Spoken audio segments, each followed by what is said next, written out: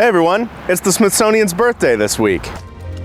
For 178 years, the Smithsonian Institution has been spreading and preserving knowledge through museums, libraries, and research centers. The Cosmosphere, one of the world's premier space museums, enjoys the privilege of being Kansas's only Smithsonian affiliate. Many of the artifacts on display in our Hall of Space Museum are on loan from the Smithsonian. The artifacts they loan us help us more effectively tell the story of the space race, from the start all the way to the end. The Cosmosphere is privileged to have the Gemini 10, the actual flown Gemini 10 spacecraft, here on display for the public to view. We love having the Gemini 10 spacecraft here because it helps tell that story of how we got to the moon. We had Mercury, they were practicing, making sure they could get into space, and then we had Gemini, which was proving that we could perform the task necessary to actually land on the moon and bring the astronauts back safely.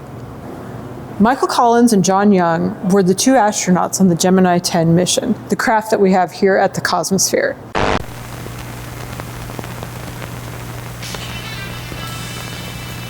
At 5:20 and 27 seconds in the afternoon, right on the nose, Gemini 10 lifted from launch pad 19.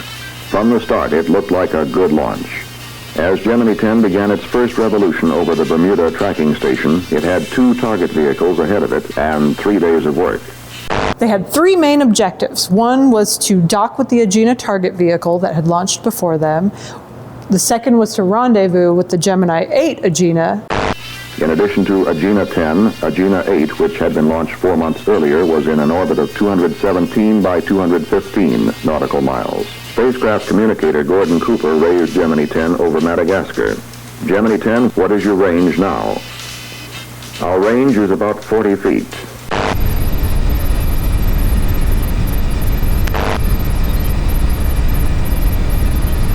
With small thrust increases, Command Pilot Young nudges the nose of Gemini forward.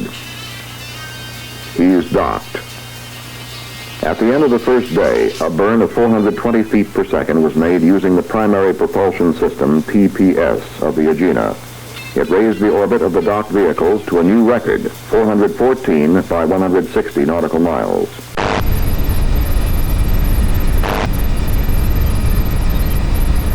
This was followed by the first of 3 extravehicular activities. And the third was to perform 3 EVAs, 2 stand-up and 1 outside the spacecraft. It was a stand-up EVA by Pilot Collins to obtain still photography of selected star groups for astronomical study. At 44 hours and 40 minutes, Command Pilot Young undocked from Agena 10. 2 revolutions later, the 30th, Gemini 10 reported that they were station keeping with Agena 8.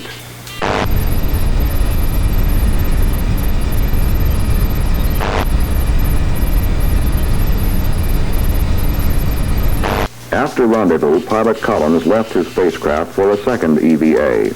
He retrieved a micrometeorite collection device from Agena 8.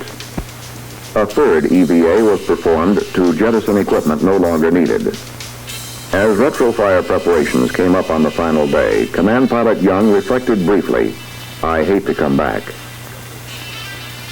The craft returned on July 21st, 1966.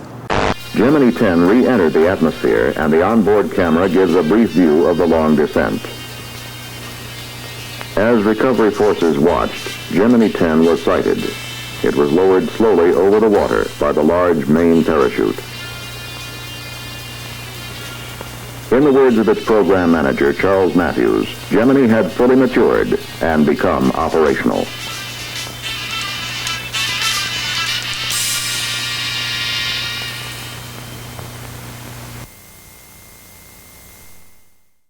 It was supposed to be the 3rd mission to land on the moon, but after an oxygen tank in a fuel cell exploded 2 days after launch, the mission changed to one of survival.